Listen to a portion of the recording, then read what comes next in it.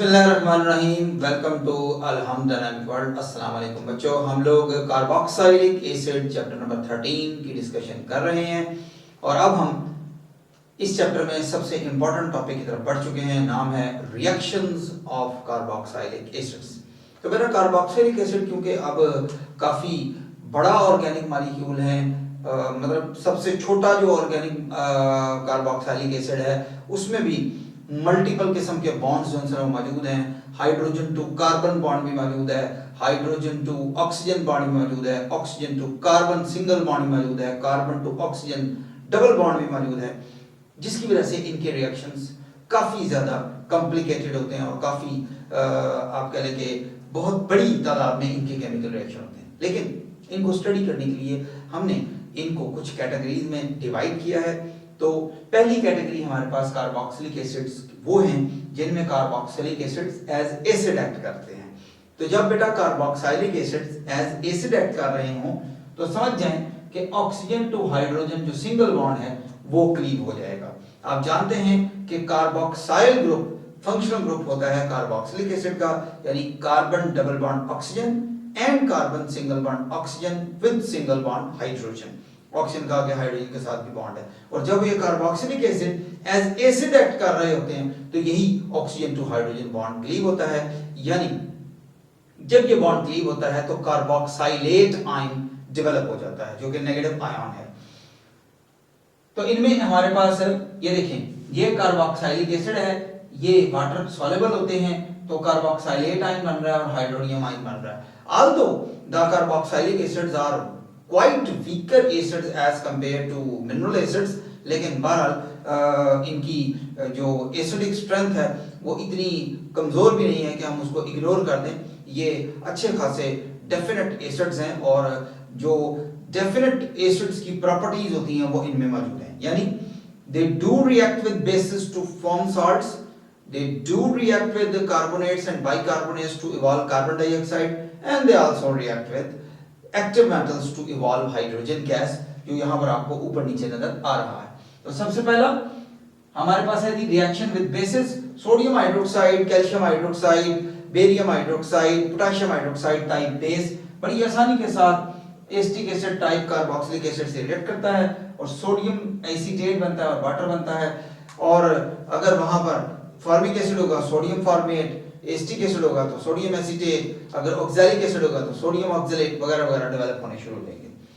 Carbonates और bicarbonates, ये reaction बेटा हम फिनोल्स के केस में पढ़ चुके हैं। हम जानते हैं कि फिनोल भी एसिडिक होते हैं, लेकिन फिनोल और कार्बोक्सिलिक एसिड को डिस्टिंक्शन करने के लिए ये टेस्ट इस्तेमाल किया जाता है कि अगर आपके पास कोई कंपाउंड है और वो एसिडिक नेचर शो कर रहा है तो उसके बाद आप उसको रिएक्ट कराएं एक्वस डाइल्यूट सोडियम कार्बोनेट के साथ या एक्वस डाइल्यूट सोडियम बाइकार्बोनेट के साथ। अगर वो कार्बन डाइऑक्साइड गैस रिलीज करता है तो गिवन कंपाउंड यकीनन कार्बोक्सिलिक एसिड है। जैसे कि ये देखें, एसिटिक एसिड सोडियम कार्बोनेट के साथ रिएक्ट करके सोडियम एसीटेट बना रहा है और कार्बन डाइऑक्साइड इवॉल्व हो रही है। सोडियम बाइकार्बोनेट के साथ भी यही रिएक्शन हो रहा है, सिर्फ नंबर ऑफ मोल्स का फर्क है। रिएक्शन विद मेटल्स, सिर्फ एक्टिव मेटल्स हाइड्रोजन आयन को रिप्लेस करके खुद उसके अंदर एंटर हो जाती हैं, क्योंकि हाइड्रोजन आयन का रिडक्शन पोटेंशियल एक्टिव मेटल से खासा कम होता है। Need to be corrected. Active metals का रिडक्शन पोटेंशियल हाइड्रोजन आयन से बहुत कम होता है, या उल्टा बोल लें आप कि हाइड्रोजन आयन का रिडक्शन पोटेंशियल एक्टिव मेटल से बहुत ज्यादा होता है, जिसकी वजह से एक्टिव मेटल बड़ी आसानी से हाइड्रोजन आयन को हाइड्रोजन गैस में कन्वर्ट करती हैं। जैसे कि सोडियम मेटल एसिटिक एसिड से रिएक्ट करता हुआ सोडियम एसीटेट बना रहा है और साथ हाइड्रोजन गैस रिलीज हो रही है। The reaction is very much similar to that when sodium react with water. Magnesium भी यही काम करेगा, सोडियम भी यही काम करेगा और बाकी तमाम एक्टिव मेटल्स भी यही काम करती है, आपको नजर आएंगी। अब बेटा आगे बढ़ते हैं और कुछ कॉम्प्लिकेटेड किस्म के केमिकल रिएक्शन स्टार्ट हो चुके हैं। Reactions involving cleavage of carbon oxygen bond जो सिंगल बॉन्ड के केस में मौजूद है। यानी आप जानते हैं कि इस कार्बन के साथ डबल बॉन्ड ऑक्सीजन भी है, जैसे कि यहाँ नजर आ रहा है आपको, ये देखिए ये नजर आ रहा है, ये carbon to single bond oxygen भी है और carbon to double bond oxygen भी है, carbon to single bond oxygen भी है और carbon to double bond oxygen भी है। तो यहाँ पर अब जो सिंगल बॉन्ड वाली ऑक्सीजन है यानी पूरा हाइड्रोक्सिल ग्रुप रिप्लेस हो जाएगा, पूरे का पूरा मुकम्मल हाइड्रोक्सिल ग्रुप रिप्लेस हो जाएगा। And these reactions are actually nucleophilic substitution reaction in which the OH negative is the leaving group, यानी कोई ना कोई ग्रुप आएगा, द क्लोरो ग्रुप और the OR group, NH2 minus group या कोई और ग्रुप जो कि इस OH नेगेटिव को रिप्लेस कर देगा। फॉर एग्जांपल जब हम reaction with PCl5 and SOCl2 की बात करते हैं तो एस्टिक एसिड PCl5 के साथ रिएक्ट करता हुआ एसिटाइल क्लोराइड बनाता है, POCl3 बनाता है और HCl बनाता है, जबकि SOCl2 यानी थायोनाइल क्लोराइड भी यही काम कर रहा है, सल्फर डाइऑक्साइड और HCl बन रहा है। अब यहां पर जो नीचे रिएक्शन लिखा हुआ है रिएक्शन नंबर 2, इसका मैकेनिज्म हमारे सिलेबस का हिस्सा है, जैसे कि आपको इस वक्त स्क्रीन पर नजर आ रहा है। इसको जरा बेटा ध्यान से और गौर से समझिएगा। बेटा ये जो थायोनाइल क्लोराइड है इसका मैंने स्ट्रक्चर फार्मूला आपके सामने एक्सपैंड करके लिख दिया है। अब आपको वाज़ेह तौर पर नजर आ रहा है कि सल्फर के मुकाबले में क्लोरीन की इलेक्ट्रॉनिक ज्यादा है, दूसरी क्लोरीन की भी ज्यादा है और ऑक्सीजन की तो खैर बहुत ही ज्यादा है। रिजल्ट क्या निकलता है कि this sulphur acquire strongly partial positive charge, it acquires a strong partial positive charge, यानी ये सल्फर एक बड़ा ही स्ट्रॉन्ग किस्म का इलेक्ट्रोफिलिक सेंटर है, जिसकी वजह से क्या होता है कि कार्बोक्सिलिक एसिड का जो ऑक्सीजन है वो अपना लोन पेयर इसको डोनेट करता है और इस तरह हमारे पास टेम्पररी एक आयन डेवलप होता है, जबकि उसी दौरान ये हाइड्रोजन टूटता है, सल्फर और क्लोरीन का बॉन्ड टूटता है और ऑक्सीजन का बॉन्ड वापस आता है और हमारे पास ये इंटरमीडिएट स्पीशी डेवलप हो जाती है। ये देखिए नजर आ रहा है आपको, प्लस H पॉजिटिव और प्लस Cl नेगेटिव।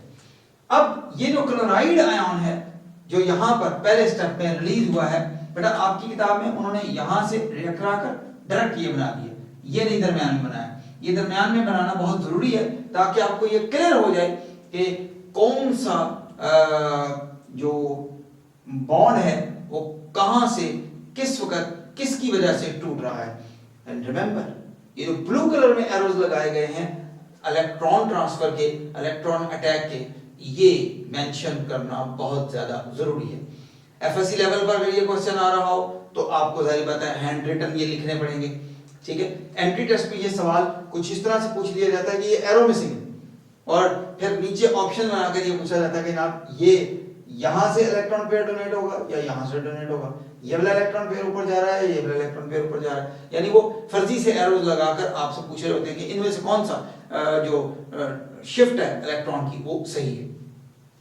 तो देखिए अब जरा इधर देखें कि अब ये क्लोराइड आयन इस कार्बोनिल कार्बन पर अटैक करता है जो स्ट्रांगली पार्शियल पॉजिटिव हो चुका है। देखें पहले इधर हाइड्रोक्सिल ग्रुप है और अब ऑक्सीजन के पीछे सल्फर भी है, आगे ऑक्सीजन भी है, आगे क्लोरीन भी है, जिसकी वजह से इस कार्बन के ऊपर बड़ा स्ट्रॉन्ग पार्शियल पॉजिटिव चार्ज आता है। ये क्लोराइड इसके ऊपर अटैक करता है, इलेक्ट्रॉन डोनेट करता है, जबकि ये ऑक्सीजन के ऊपर चला जाता है चार्ज ताकि कार्बन की वैलेंसी 4 ही रहे और हमारे पास ये टेम्पररी एक आयन डेवलप हो जाता है। ये जो टेम्पररी आयन डेवलप हुआ है अब ये डिसोसिएट रादर मुझे कहना चाहिए डीकंपोज होता है और देखें कि ऑक्सीजन टू कार्बन बॉन्ड, आप इस बॉन्ड को देखें जरा, oxygen to carbon bond shift हो जाता है सल्फर टू ऑक्सीजन बॉन्ड में, जबकि सल्फर टू क्लोरीन बॉन्ड मुस्तकिल तौर पर टूट जाता है और ऑक्साइड आयन का नेगेटिव चार्ज वापस कार्बन के पास आ जाता है, जिसकी वजह से हमारे पास एसिटाइल क्लोराइड आता है। साथ ये देखें ऑक्सीजन के शिफ्ट से ये सल्फर डाइऑक्साइड बन गई और ये क्लोराइड आयन बाहर निकल गया। ये क्लोराइड आयन इस हाइड्रोजन आयन के साथ मिलकर HCl बनाएगा जो यहां पर शुरू में मेन रिएक्शन में लिखा नजर आ रहा है। ये जो बेटा एसिटाइल क्लोराइड बन गया, इसका IUPAC नेम है इथानोइल क्लोराइड। याद रहे कि कोई भी कार्बोक्सिलिक एसिड होगा रिएक्शन ऐसा ही होगा, जो जितना बड़ा कार्बोक्सिलिक एसिड होगा, आई रिपीट, जब oxygen to carbon bond break होगा, जब oxygen to carbon bond break होगा तो जो जितना बड़ा कार्बोक्सिलिक एसिड होगा वो उतनी आसानी से रिएक्ट करेगा, यानी formic acid will react at a slower pace, acetic acid at a faster pace, propionic acid further faster and so on. जितना बड़ा कार्बोक्सिलिक एसिड होगा उतनी आसानी से carbon to oxygen bond break हो जाएगा और यही हाल आगे एस्टर फॉर्मेशन में भी नजर आ रहा है। आप लोगों को याद है बेटा कि जब हम अल्कोहल्स वाला चैप्टर पढ़ रहे थे तो ये रिएक्शन वहां पर आया था और मैंने आपको कहा था कि इसका मैकेनिज्म हम अगले चैप्टर्स में पढ़ेंगे, तो आज आ गया मैकेनिज्म। तो देखिए एस्टर फॉर्मेशन में होता ही है बेटा कि any carboxylic acid react with any of the alcohol, कोई भी कार्बोक्सिलिक एसिड होगा और कोई भी अल्कोहल होगा, ये दोनों आपस में रिएक्ट करेंगे in the presence of mineral acid to give a ester and water. Reversible chemical reaction है। कंसंट्रेटेड सल्फ्यूरिक एसिड इस्तेमाल किया जाता है जो वाटर को सोक कर लेता है, एब्जॉर्ब कर लेता है, जिसकी वजह से रिएक्शन बड़ी आसानी से फॉरवर्ड प्रोपेगेट हो जाता है। इसका मैकेनिज्म क्या है? मैकेनिज्म इसका बड़ा ही गैर मामूली है। कार्बोक्सिलिक एसिड जो कि एक एसिड है वो यहां पर as a Lewis base act करता हुआ नजर आ रहा है। आप देख सकते हैं कि इलेक्ट्रॉन पेयर डोनेट हो रहा है, लुईस बेस के तौर पर एक्ट कर रहा है, या आप इसको ब्रॉन्स्टेड बेस भी कह सकते हैं क्योंकि ये प्रोटॉन एक्सेप्ट कर रहा है। इसलिए टाइटल का नाम क्या बेटा? Protonation of the carboxylic acid. अब सवाल ये है कि सर ये प्रोटॉन आया कहां से? वो सल्फ्यूरिक एसिड हो जाएगा या इस तरह का कोई और एसिड डाला जाएगा जो डिसोसिएट होगा और हाइड्रोजन आयन प्रोड्यूस करेगा। तो सबसे पहले कार्बोक्सिलिक एसिड जो भी होगा इसका ये वाला ऑक्सीजन इलेक्ट्रॉन पेयर डोनेट करेगा हाइड्रोजन को और टेम्परेरी हमारे पास ऑक्सोनियम आयन आएगा, ऑक्सोनियम आयन बनेगा और ये ऑक्सोनियम आयन रेजोनेट होता हुआ कार्बोकैटायन में कन्वर्ट हो जाएगा। यानी protonation of the carboxylic acid से दर हकीकत हमने क्या किया? वही increases the electrophilic nature of carbonyl carbon. Carbonyl carbon already electrophile होता है, लेकिन जब मुकम्मल पॉजिटिव चार्ज आ जाएगा तो इसका मतलब है कि बड़ा स्ट्रांगली इलेक्ट्रोपॉजिटिव हो चुका है। नेक्स्ट स्टेप आएगा बेटा न्यूक्लियोफिलिक अटैक। इसमें न्यूक्लियोफाइल कहां से आ गया? तो बेटा ये जो अल्कोहल है यही दर हकीकत एज ए न्यूक्लियोफाइल एक्ट करता आपको नजर आएगा। तो पेपर में एमसीक्यूज में ये सवाल बहुत मर्तबा आता है, what is the nature of alcohol in ester formation, what is the nature of carboxylic acid in the ester formation. तो एस्टर फॉर्मेशन में कार्बोक्सिलिक एसिड लुईस बेस या ब्रॉन्स्टेड बेस है, जबकि alcohol as a nucleophile act करता नजर आ रहा है। ये अपना इलेक्ट्रॉन पेयर इस कार्बोनिल कार्बन को प्रोवाइड करेगा और टेम्परेरीली हमारे पास ऑक्सोनियम आयन बनाएगा। अगले स्टेप में प्रोटॉन शिफ्ट होगा, यानी ये जो ऑक्सीजन के साथ प्रोटॉन लगा हुआ है ये वाटर के साथ हाइड्रोक्सिल ग्रुप के साथ चला जाएगा और ये हाइड्रोनियम आयन डेवलप हो जाएगा। और आखिरी स्टेप में ये जो हाइड्रोनियम आयन नजर आ रहा है ये एज वाटर रिमूव हो जाएगा, वो एंड पर नजर आ रहा है आपको, जबकि oxygen to hydrogen bond shift हो जाएगा कार्बन टू ऑक्सीजन में, यानी डबल बॉन्ड रीस्टोर हो जाएगा और ये प्रोटॉन भी निकल जाएगा। पहले स्टेप में प्रोटोनेशन हो रही है और आखिरी स्टेप में डीप्रोटोनेशन हो रही है। याद रहे कि किसी भी मैकेनिज्म का पहला और आखिरी स्टेप अगर वो कैटालाइज्ड है, यानी कैटलिस्ट इस्तेमाल हो रहा है, तो पहले स्टेप में कैटलिस्ट इस्तेमाल होगा और आखिरी स्टेप में कैटलिस्ट रिमूव होगा। तो ये हमारे पास इथाइल एसीटेट डेवलप हो गया।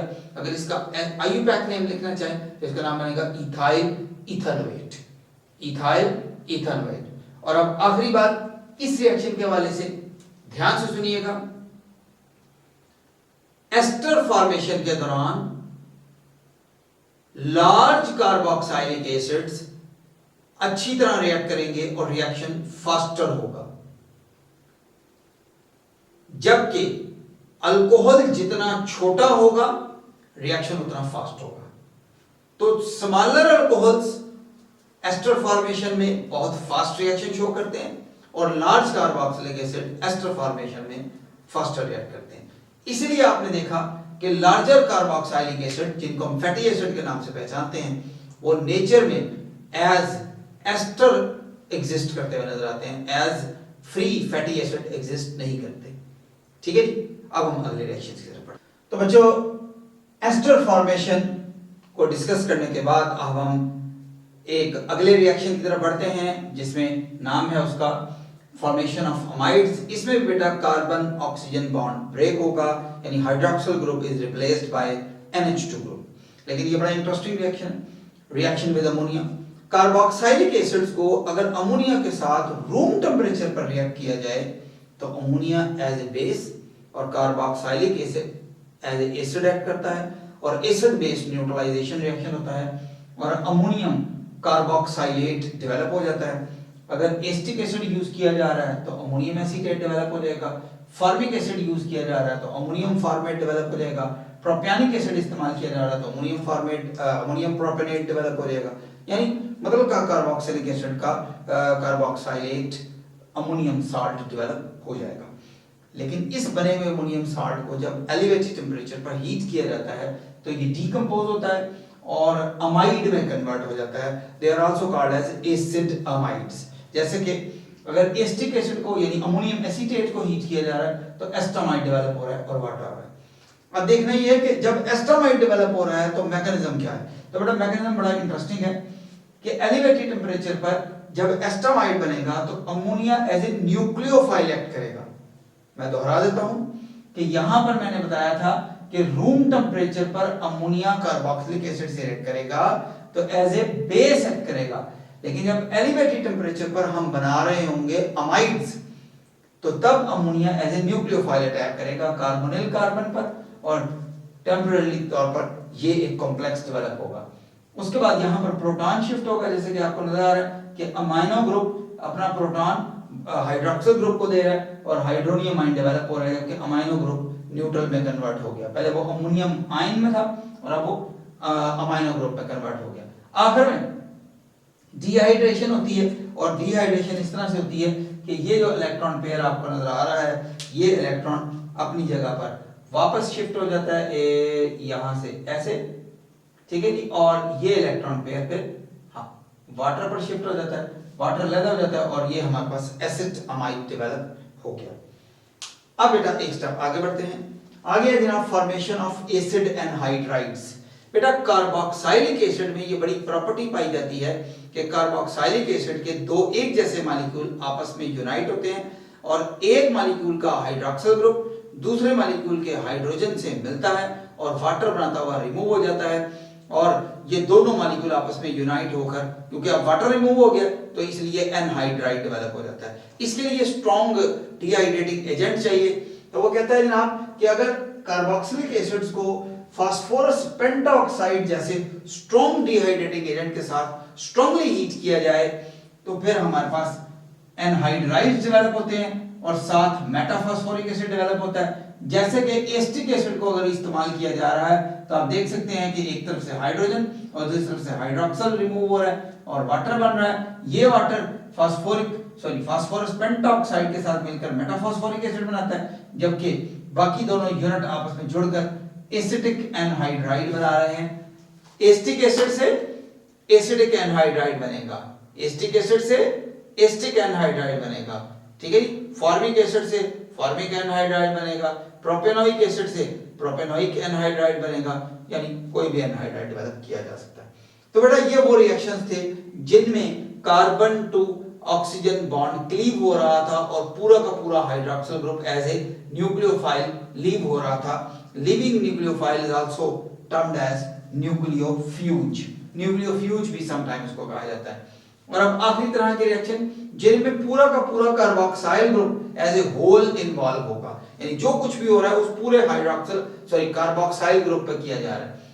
इसमें दो किस्म के रिएक्शन हमारे सिलेबस का हिस्सा है, एक है पार्शियल रिडक्शन और दूसरा है कंप्लीट रिडक्शन।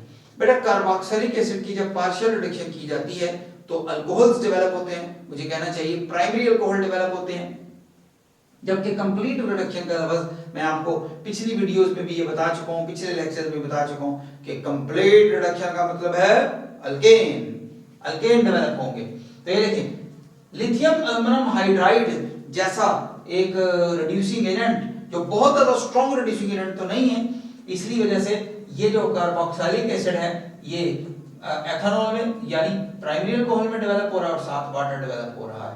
यानी हो क्या है कि ये जो हाइड्रोजन है 4 मोल हाइड्रोजन एटम, इनमें से 2 इस ऑक्सीजन के साथ मिलते हैं और वाटर बनाते हैं और बाकी दोनों इस कार्बोनिल कार्बन को CH2 ग्रुप में कन्वर्ट करते हैं और हमारे पास प्राइमरी अल्कोहल डेवलप हो जाता है। कंप्लीट रिडक्शन के केस में आप बहुत स्ट्रॉन्ग रिड्यूसिंग एजेंट इस्तेमाल करने जा रहे हैं लाइक हाइड्रोजन आयोडाइड और रेड फास्फोरस जैसा एक एक्टिवेटेड किस्म का कैटलिस्ट भी यूज किया जाएगा ताकि रिएक्शन को मजीद फास्ट किया जा सके।